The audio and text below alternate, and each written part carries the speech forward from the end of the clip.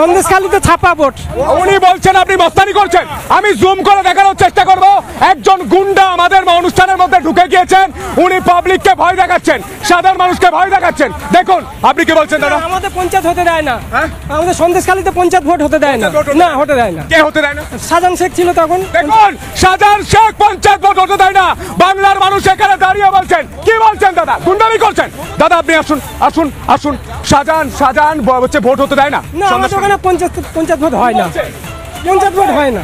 পরিষ্কার এখানে দাঁড়িয়ে বলছে শাহজাহান ভোট হতে দেয় না, শাহজাহান শেখ ভোট করতে দেয় না। পরিষ্কার মানুষ বলছে। উদয়ন গুহ, শাহজাহান, অনুব্রত মণ্ডল এরা ভোট করতে দেয় কি দেয় না সেটা সাধারণ যারা এই মমতা ব্যানার্জি জিন্দাবাদ বলে একটা শোকে নষ্ট করতে চাইছে তারাও জানে।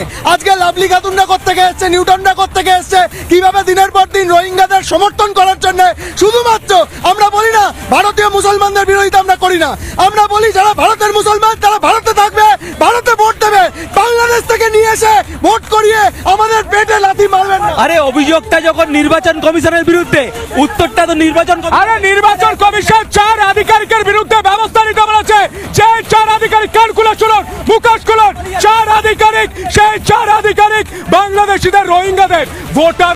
এসএসসি ল্যাম্প পোস্ট সব হচ্ছে কালীঘাট থেকে, নইলে 14 তলাতে। সংখ্যা যাই হোক, একটা সরকার স্বীকার করলো 1804 জনকে অবৈধভাবে চাকরি দিয়েছে।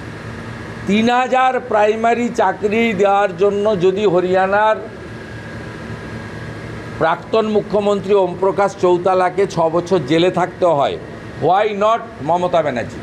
ওম প্রকাশ চৌতালা শিক্ষামন্ত্রী ছিলেন না। এবং এসএসসির যে অটোনমি, এই অটোনমি তুলে নেওয়া হয়েছিল। আপনি এসএসসিকেও দায়ী করতে পারবেন না, কারণ এসপিসির নেতৃত্বে আর এসএসসির যে 5টা রিজিওনাল অফিস ছিল, মালদা, শিলিগুড়ি, বাঁকুড়া সব মিলে, পার্থ এসে 13 সালে এসে সব এসএসসি রিজিওনাল অফিস তুলে নিয়ে সেন্ট্রালি করে দিয়েছিল বিকাশ ভবন, যাতে ভাইপো পার্থ কালীঘাটের কাকু ওইখানেই সব হয়ে যায়।